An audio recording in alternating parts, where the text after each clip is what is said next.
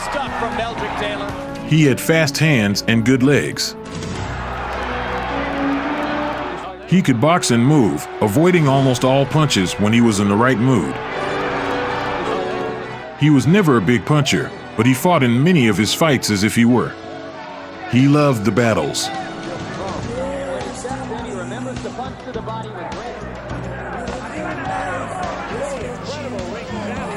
Meldrick Taylor could have achieved much more than he did. They say of such boxers, he wasted his talent. It's hard not to agree that Taylor is one of the most wasted talents in boxing history. He could have been one of the greatest, but ended up just an outstanding boxer. 2 seconds separated Meldrick Taylor from being called the best boxer in the world regardless of weight class.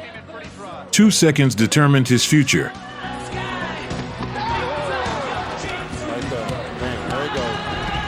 This is the story of one of the most outstanding boxing talents of the 20th century, a little boy from Philadelphia, Meldrick Taylor, nicknamed the Kid.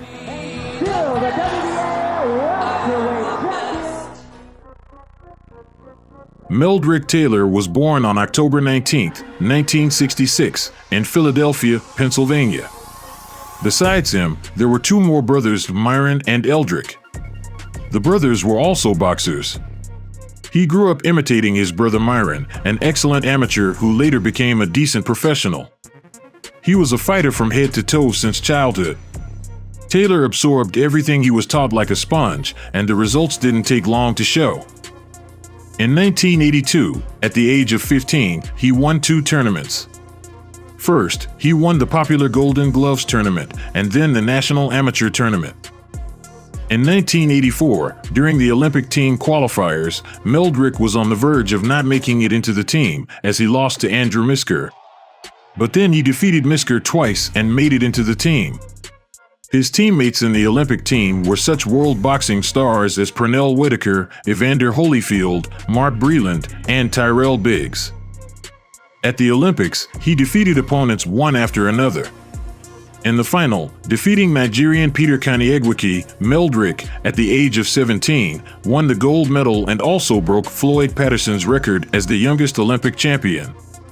It was Taylor's shining moment in the amateur ring. Winning the gold medal was phenomenal, says Taylor. I dreamed about it for so long, and then it became a reality.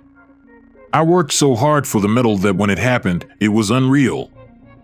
Having achieved everything one could achieve in the amateur ring, Meldrick ended his amateur career with a record of 99-4.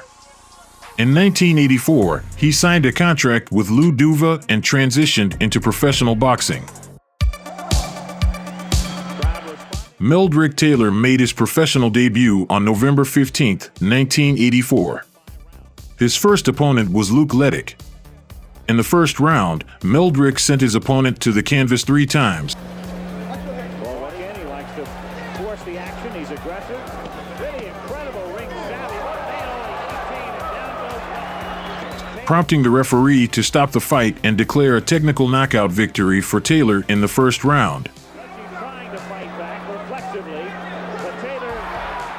Taylor won his first 12 bouts in a row, showcasing his strengths, lightning-fast hands, agility, and skill. But he fought fiercely. At times, he fought as if his punch was stronger than it actually was, and he would take punches he could have avoided. But his chin was solid, and regardless, he loved what he did. Having lost that point for 20 seconds of the fight, and it's over. In his 12th bout, Taylor defeated Harold Brazier, a multiple-time title contender. 8 points on one scorecard. And in his 13th bout, he fought to a draw against Howard Davis Jr., a fellow countryman and the 1976 Olympic champion. The first 2 rounds, but Davis may have eked out. Will be taking a station break. Become automatic when they become second nature. After 10 rounds of back-and-forth action, the judges couldn't determine a winner. Nevertheless, this didn't affect Taylor's rankings. Over the next 6 months, he won 7 fights and became the official contender for the IBF title.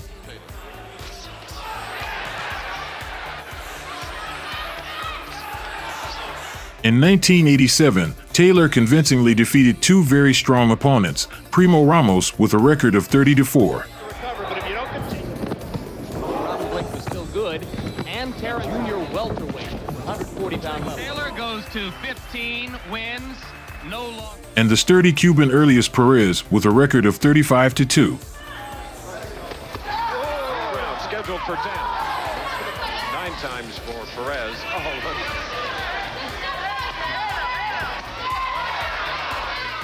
By defeating opponent after opponent, Taylor gradually approached the title fight. That would be a blazing fight. And finally, on September 3rd, 1988, Meldrick entered the title fight against IBF super lightweight champion James Buddy McGirt. His gold medal don't mean nothing to me. He won it for Meldrick Taylor. He didn't win it for Buddy McGirt. So in the bell rings, his gold medal ain't going to help him, and the press ain't going to help him. It's just going to be me and him. And the bottom line is, what can you do with these? If you can't do nothing with them, you better stay outside. McGirt had defended his title twice. McGirt was a master in the ring, with twice as many fights as Taylor. But Taylor wasn't concerned. Taylor was considered the underdog. Before the fight, McGirt disrespected Taylor, promising to knock him out. And here's round one. One thing to remember here in the first round, Don, is that each man is facing the ride much quicker than they're used to, and they'll both have to make defensive adjustments. There, good left hook by McGirt. In the first round, McGirt attempted to fulfill his promise, but to no avail. I think that means he bothers him a lot, and he tries to fix it. He does that also. He generally does it when he's out of range. In some ways, regrets that. Envies what Two Taylor guys exchanging punches. You hit me, I'll hit you. And that was not the way this fight was. He led with his right hand. They want to avoid the McGirt counter punch, the left hook fights of his career. evidence there of what the jab. Meldrick took control, utilizing his speed. Zip on them. Round number 3. Dictate the pace. Who catches the eye of the judges by punches around 4 and had an even round. But he's taking a lot of this round 5. Taylor unleashed his trademark quick combinations, then easily evaded his opponent's attacks. That was true until today, but it looks like it might change. Al Cerdo said, whether he changed Al Cerdo's mind or not remains to be seen. And they went dead early. Meldrick not only survived, but prospered. That Buddy McGirt has to first and the fourth every round 10-9 of outcomes right now. McGirt can tag him. It's a tired Buddy McGirt, although very poor within 2 rounds. They've stopped it for the... In the 12th round, people from McGirt's corner rushed into the ring and threw in the towel. The referee stopped the fight and declared Taylor the winner by technical knockout in the 12th round. Time world champion Henry Armstrong, and the style that Henry Armstrong had. That's a slip. That's no knockout. He let it all fly, hoping to nail Meldrick Taylor, his only chance. But he's catching now as he comes in. Trying to sap the energy out of Buddy McGirt. McGirt's cut reopened above the left eye. He is off balance, It staggering. will not be there. Al Cerdo stopped the fight. Al Cerdo's taking his round, and the winner by a TKO, Meldrick TNT Taylor. For his first title defense, Taylor faced John Wesley Meekins with a record of 20-1, whom he easily knocked out in the 7th round. And a solid right hand. Meldrick bobbed under those three punches down lower, making Meekins miss badly. And a 1-2 both scored. Then he confidently defeated Courtney Hooper with a record of 24-1, defending his title for the 2nd time.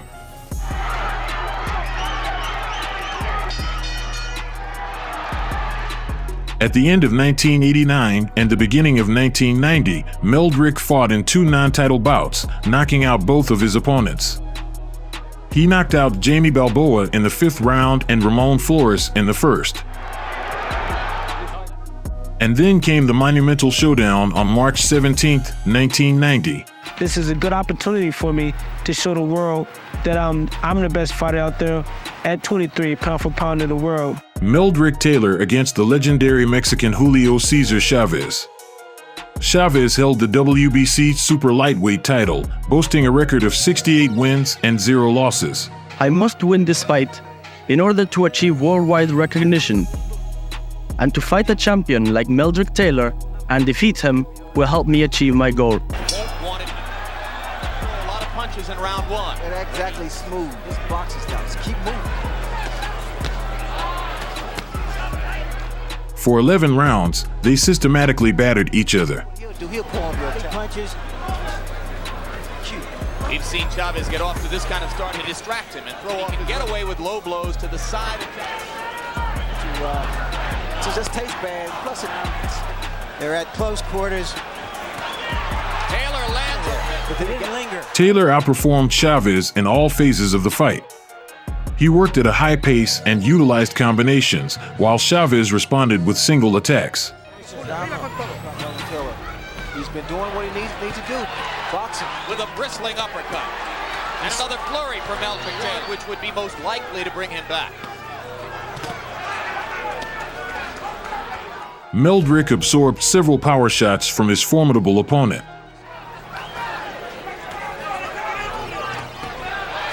Chavez landed a left. Taylor. Chavez, and more blood comes out of Taylor's mouth.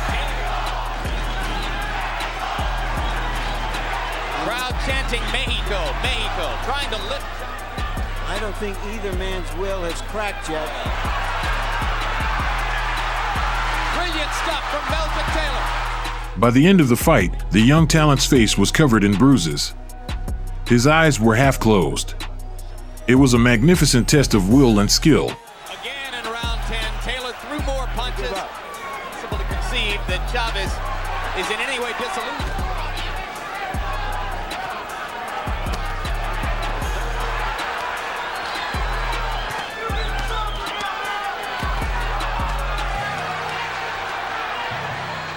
Before the final round, Taylor was ahead on 2 scorecards. All he had to do was stay away, and the fight would have been his. But that wasn't his style. He fought as fiercely as he had all night, refusing to avoid his opponent. As a desperate and determined Julio to take out a fading and continues to flow from his nose and his ears. But he's a warrior. Look at him. He's trying to stay there and try to fight. He'll take me to a higher place. About 15 seconds before the end, Chavez landed a short right, followed by another, sending Taylor to the canvas.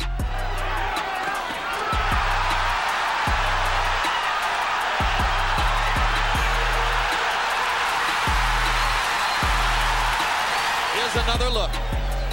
There was a solid right hand thrown by Chavez, and Meldrick trying to hold himself up, get hit by a solid right hand, and goes to the canvas. He rose at about the count of 6 and turned to his trainer Lou Duva, who was shouting from the corner. Referee Richard Steele counted the allotted 8 seconds, then asked Taylor, "Are you okay?" There was no response. Again, "Are you okay?" Unsatisfied with Taylor's answer, Steele waved his arms, and Chavez won by technical knockout.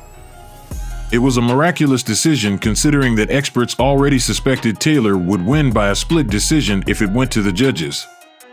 The official time of the stoppage was 2:58 in the 12th round. Richard, you described the end of the fight and why you stopped it. Well, Larry, I stopped it because, Meldrick had took a lot of good shots, a lot of hard shots, and it was time for it to stop.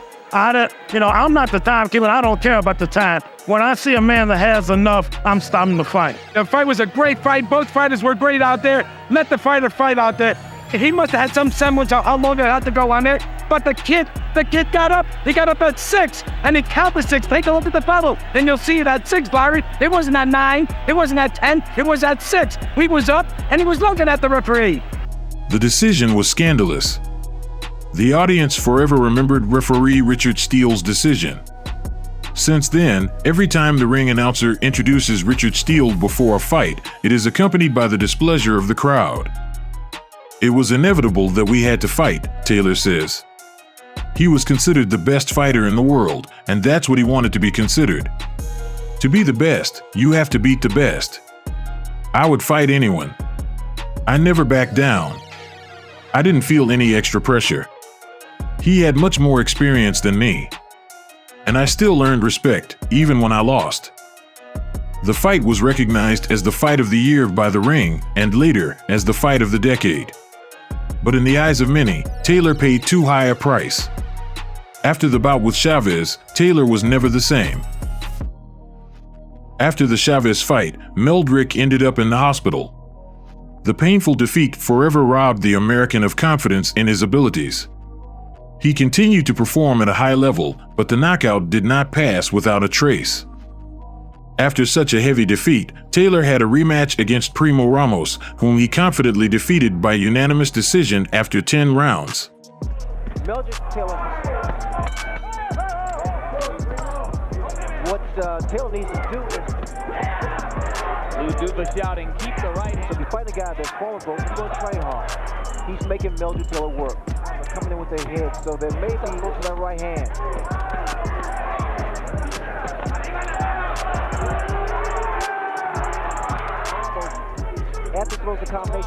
Let's not forget what he did, gentlemen. Following this, Meldrick moved up to welterweight, where he challenged the undefeated WBA champion Aaron Davis with a record of 32-0. And he's going back to it.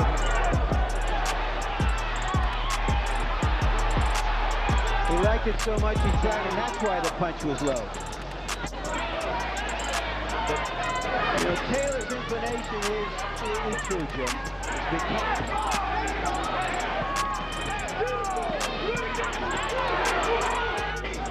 We're back now to the rhythm of the first 3 rounds. A solid left hook to the cheekbone. Throughout the fight, Taylor dominated and defeated Davis by unanimous decision. Thus, Taylor became a 2-weight champion. For his first title defense, Taylor faced Luis Gabriel Garcia with a record of 22-0. The first couple of rounds, round after round. His left hook in return.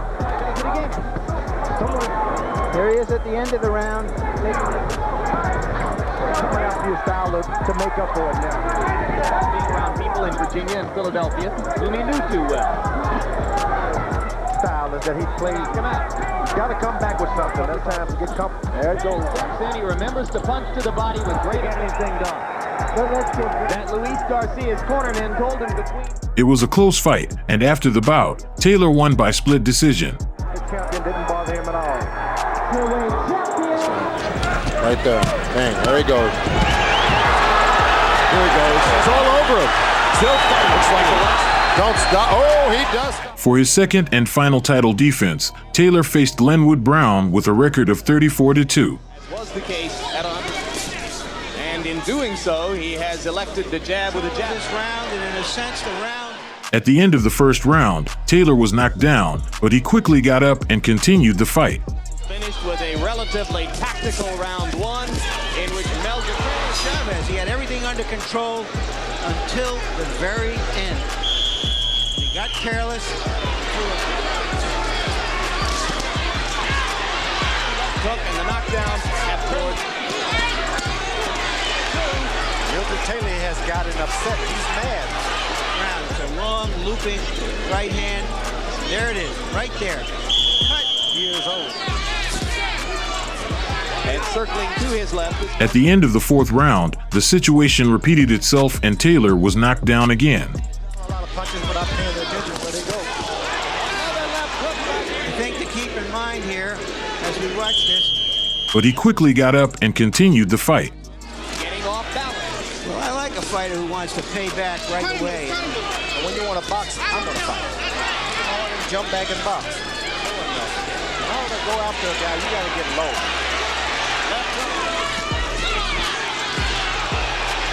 Right hand in the corner. Temporarily. Brown, though he's demonstrated power, still decides.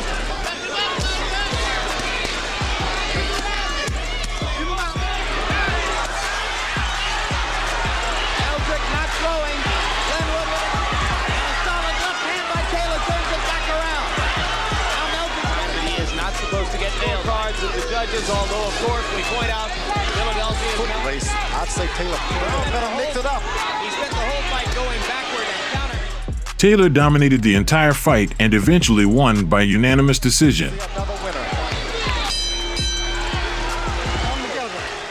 After this, Taylor moved up to super welterweight to face WBC champion Terry Norris. Norris had defended his title 6 times and defeated boxers such as John Mugabe, Sugar Ray Leonard, and Jorge Fernando Castro. Yeah, they're tough, long fight. Meldrick Taylor sprints from his round is to be a statement. Clearly Meldrick Taylor. Norris counter punches, and Terry Norris is a good counter.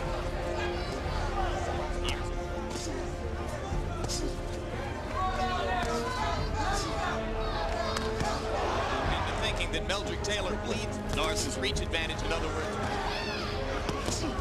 Good body shot by Taylor. A lot of times the mouthpieces of solid right hand by Norris. The first 3 rounds were more or less evenly matched. Between rounds, George Benson told Meldrick Taylor, well, as they traded punches.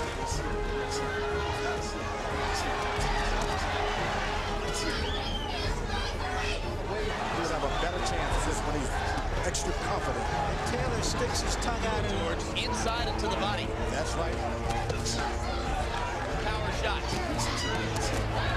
Even instructions that way. And Meldrick doesn't see. Jab his way and get it.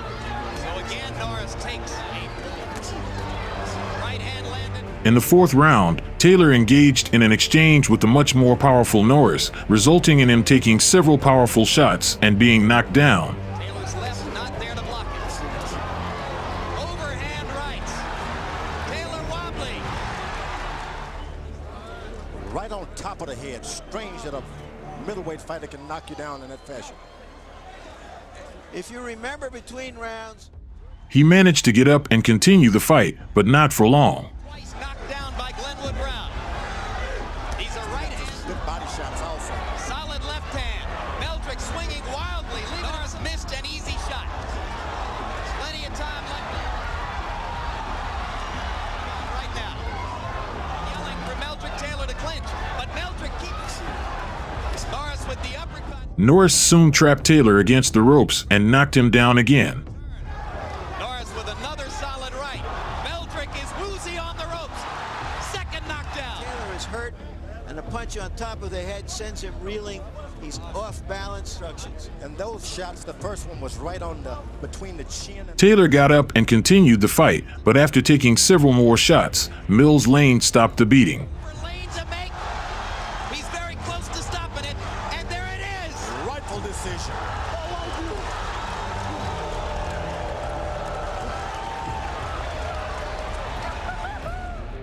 It was a fight Taylor shouldn't have agreed to due to the difference in size between the fighters. But after winning a nationally televised fight, Norris called out Taylor.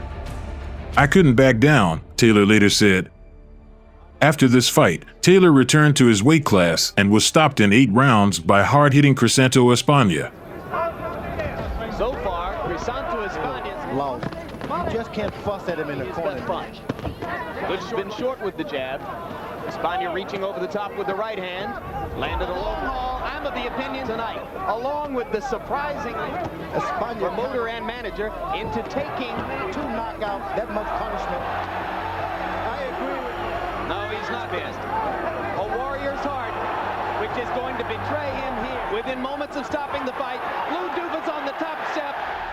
In September 1994, he faced Julio Cesar Chavez for the second time. Всегда был блестящим бойцом, очень сильно всех, кто смотрел этот легкий спарринг. Чавес постарел и полное отсутствие всякой суеты. During the fight, Taylor had 2 points deducted for infractions. Он еще очень точен.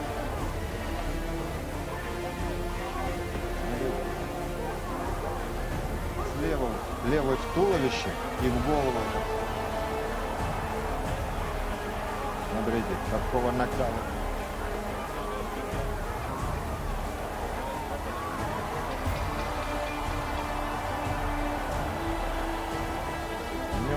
In the 8th round, Chavez landed a left hook to Taylor's jaw. Taylor staggered back and fell. И снова та же самая комбинация. Правый. Вспомню, что не так давно вот этот левый правый удар сначала потряс Тейлора. He rose at the count of 4. Chavez rushed to finish him. Taylor didn't respond to the punches. The referee stopped the fight. Нет, не отпустит Чавес. Taylor felt the stoppage was premature. After the fight, Taylor said, "I used my speed early, then I decided to trade punch for punch. We rocked each other in the 6th round, but I fought in the wrong manner."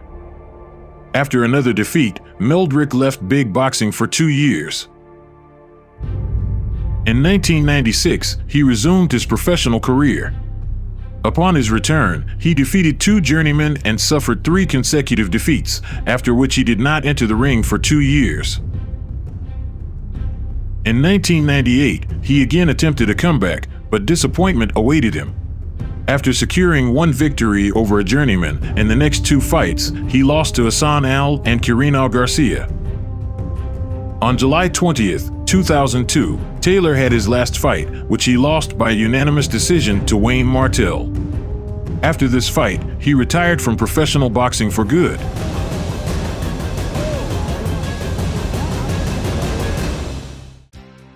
Several defeats towards the end of his career took a toll on his health.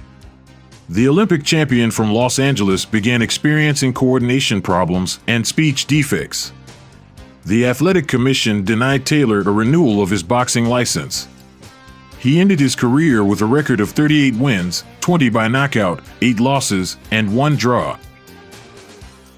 The boxing super talent was not ready for the big earnings and harsh realities of life outside the ring.